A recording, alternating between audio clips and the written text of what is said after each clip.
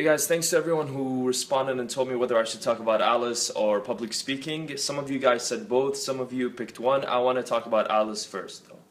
Curiosity often leads to trouble.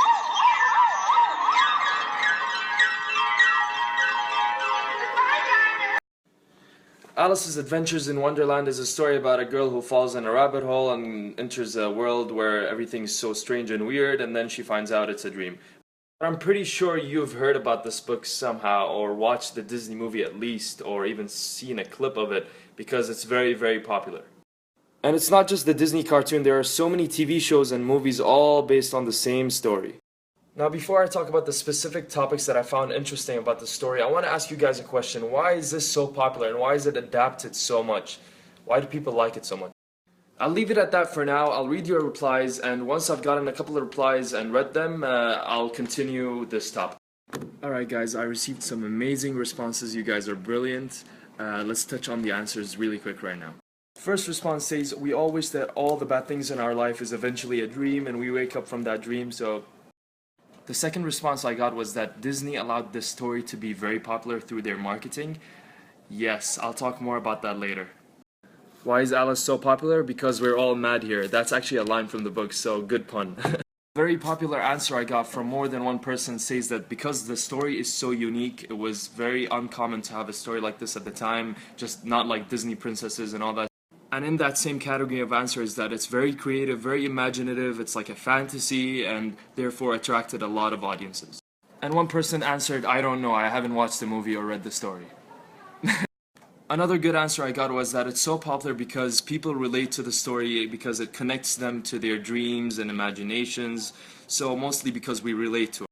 A very philosophical answer I got was that you either accept reality, the brutal reality, or stay ignorant and live in your dreams. Another response says that the story is so popular because it allows you to escape in another world and it's so different than what you always see, and that's why it's popular. And finally, a response from Saud, my great friend, through videos. He said something I really found interesting. He said that the story of Alice is like a legend they used to tell kids to scare them for not doing their homework or something, and that you'd enter the scary world. In the book, Alice is getting very bored from her listening to her sister reading a book which has no pictures, as she says, and therefore ends up going into this world. So therefore, this story about Alice was made in order to further scare the kids about if they don't listen to their sisters or don't do their homework, they would end up in this land of Wonderland. Saud also said that we Arabs also have these stories to scare our kids, to make them pay attention or whatever, so that's why it's so popular.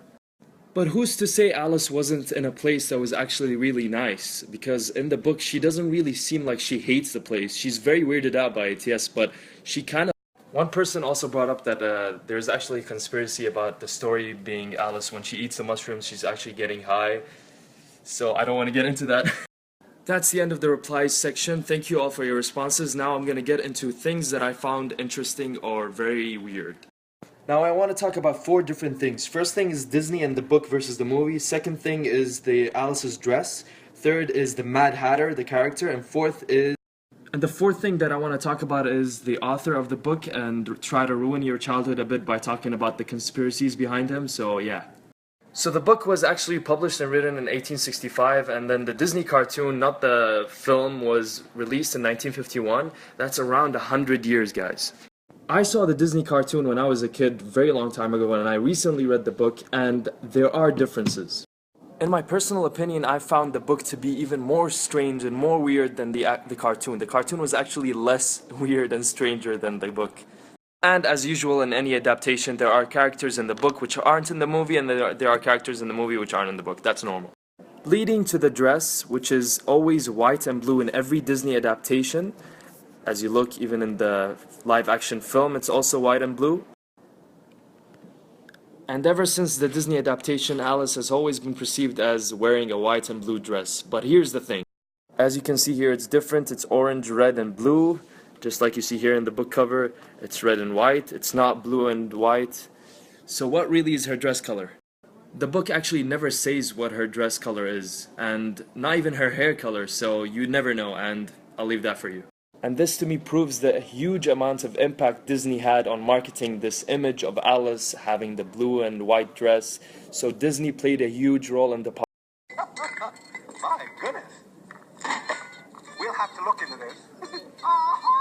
Have you ever wondered why the Mad Hatter has always been perceived as this crazy guy who drinks tea and goes all nuts? Well, I've done some research and this is what I know.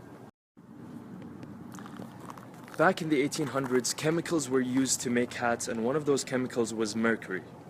Well, if you don't know, mercury is actually very poisonous, and when these hatters would make the hats and wear them, they would sweat, their pores would open up, the mercury would go inside. This would lead to a disease because the mercury would enter the brain and make you go crazy, now known as the Mad Hatter disease. They no longer use mercury in hats, by the way. So yeah, the Mad Hatter is based off a real thing, it's not made up, and I found that really cool. I didn't know that before. I don't know if you knew that, but... Now let's talk about the author, Charles Ludwig Dawson, also known as Lewis Carroll, his stage name or his book name or whatever. Quick facts about him: he was a student at Oxford, he's a mathematician, he has books about trigonometry and all that stuff, and then suddenly he writes Alice in Wonderland. It's also known that the reason why he wrote Alice in Wonderland was because he was inspired by another girl named Alice Liddell. She was a young girl and he wrote the book for her. This is Alice Liddell, the girl he was inspired by and he wrote the book for. She was very young. He has pictures of her at different stages in her life. Some also say that he had a very unhealthy obsession with Alice. I'm not gonna get into that, but I don't know. And what makes his story very suspicious is that he had missing pages in his diary about Alice. He had pictures of Alice's sister, inappropriate pictures. I don't know. And yes, he was in his 30s and Alice was like 12 or something, so did I ruin your childhood yet? That's it for me about Alice in Wonderland. I hope you enjoyed the very long discussion and thank you for watching. If you have any more questions or discussions, just let me know.